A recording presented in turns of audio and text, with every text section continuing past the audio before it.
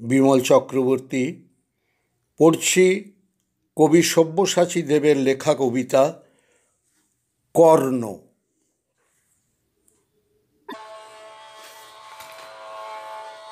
তাহলে সময় অর্জুন, দৈরথ সমর, উত্তর ভূখণ্ড জুড়ে পরমাণু হন্তারক ছায়া, বুকের নিভৃতে উঠে আসে অরণ্য পিপাসা, সমস্ত শিকড় জুড়ে প্রতিহিংসা ঢালে বিষ।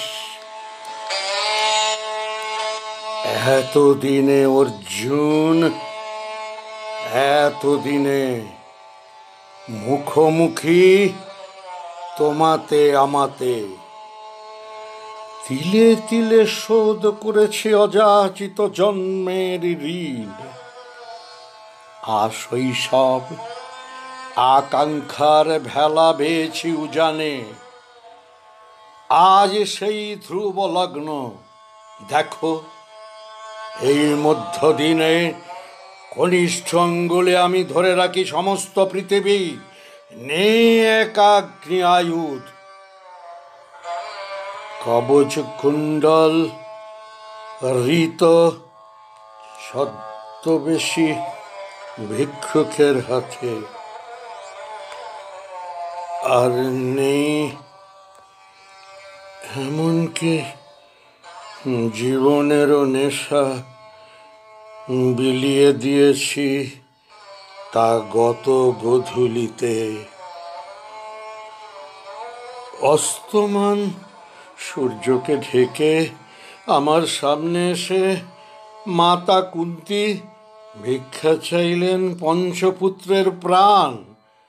তার চোখের মিনতি, সে তোমারই জন্য হে অর্জুন। এই মুহূর্তে জানলাম, যদি জয়ী হই সমস্ত জীবন আমাকে বহন করতে হবে অভিশাপ আমার মাতার। এবার লগ্ন এলো তৃতীয় পাণ্ডব, শেষ খেলা। বাজি রইল যে কোনো জীবন। এ খেলায় পরিত্রাণ নেই কোনো কারণে। তোমার আমার, আমাকে এক মুহূর্ত ভিক্ষা দাও কৌন্তেয়। সারা শরীর ভারী হয়ে আসছে পাথরের মতো। বড় দীর্ঘকাল রণক্ষেত্রে আছে। মনে করো অর্জুন, মনে করো সমবেত জনতার অট্টহাসি, আচার্যের প্রত্যাখ্যান, তোমার বঙ্কিম বিদ্রুপ। এর মাঝে তোমাকে আমি প্রথম দেখেছিলাম ক্রীড়াঙ্গনে। জানতাম আমার প্রতিদ্বন্দ্বী কেউ নেই এই ভারত ভূমিতে, এক তুমি ছাড়া। প্রবল স্পর্ধায় ছুড়ে দিয়েছিলাম দ্বন্দ্বের আহ্বান, কিন্তু বিনা যুদ্ধে তুমি অর্জুন করে নিলে শ্রেষ্ঠত্বের বরমাল্য। আরো একবার, আরো একবার ঈপ্সিতা নারীকেও তুমি জিতে নিয়েছিলে আমার অবনত দৃষ্টির সামনে থেকে। অশ্বেতাঙ্গী অগ্নিকন্যা আমাকে ফিরিয়ে দিয়েছিলেন সুতপুত্রকে বরণ করবার অনিচ্ছায়। তবু স্থির করিনি আমার পথ। বারে বারে আমাকে মনে করিয়ে দেওয়া হয়েছে আমি সুতপুত্র। বারে বারে আমি ভুলতে চেয়েছি সেই পরিচয়। অধিরথ দিয়েছিলেন স্নেহ, সামান্য নারী রাধা আমাকে পূর্ণ করেছিলেন মাতৃত্বের অমৃতে। আর প্রতি মুহূর্তে সেই ভালোবাসার স্বাদ আস্বাদন করতে করতে আমি ভেবেছি এখানে নয়, এখানে নয়, আমার স্থান পাণ্ডুরাজ গৃহে। যা কিছু আমার আকাঙ্ক্ষা, তাই আমাকে অর্জন করতে হয়েছে মিথ্যার আড়ালে। ব্রাহ্মণের ছদ্মবেশে লাভ করেছি শস্ত্র জ্ঞান। বিদ্রুপের প্রতিবাদে বজ্রমুষ্টি তুলে ছেড়ে আসিনি ক্রীড়াভূমি। দুর্যোধনের অনুগ্রহ বরণ করে আত্মবঞ্চনার মোহে নিজেকে ভুলিয়ে বসেছি ছত্রক্ষত্রিয়ের সিংহাসনে। আর বিনিময়ে বিনিময়ে বিলিয়ে দিয়েছি আমার সব স্বাধীনতা। বিশাল সভাগৃহে দুঃশাসনের লোলুপ আঙুল যখন ছিঁড়ে নিচ্ছিল দ্রৌপদীর লজ্জা, প্রতিশোধের জন্য তীর উঠে এসেছিল তুনির থেকে আমার হাতে কাঙ্ক্ষিতার অপমানে।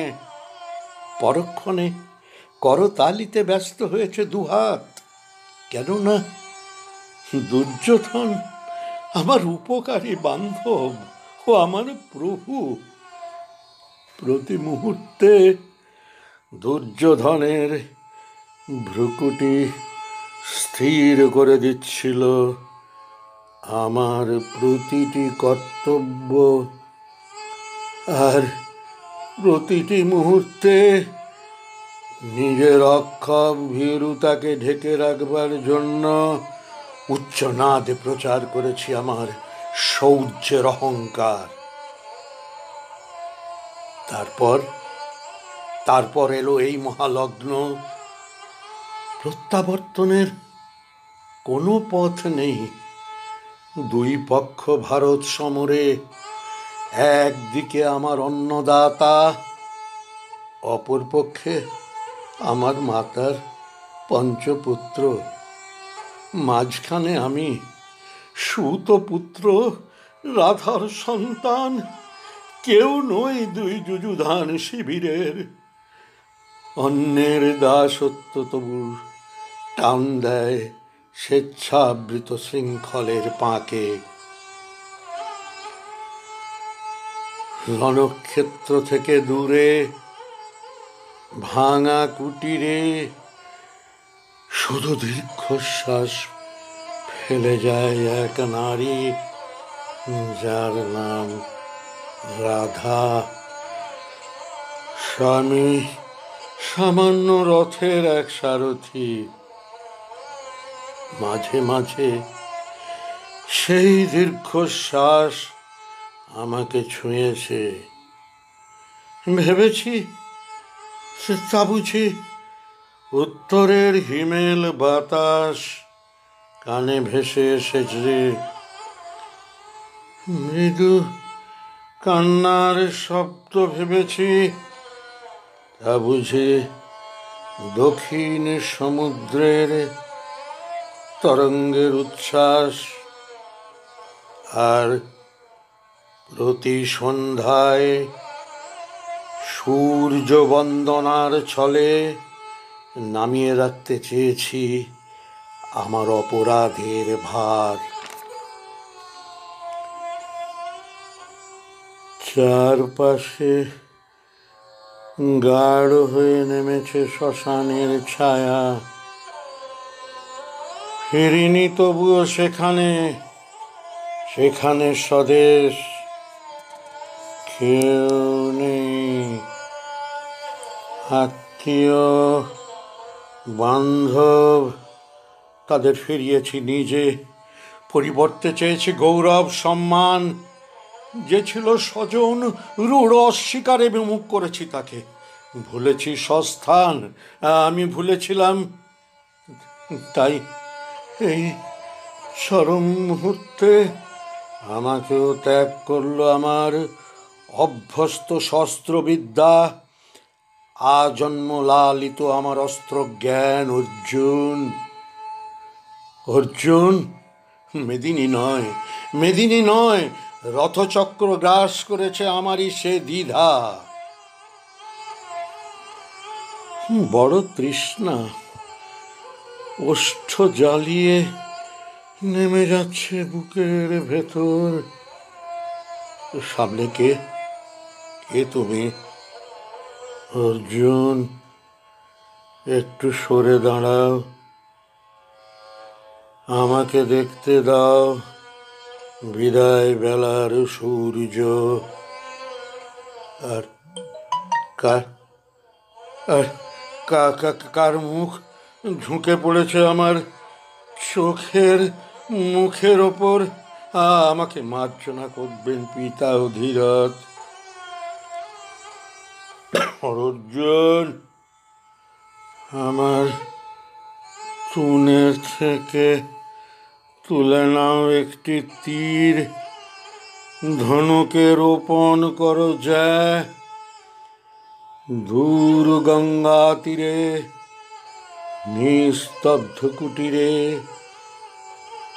একাকিনী রাধার কাছে পৌঁছে দাও আমার শেষ প্রণাম।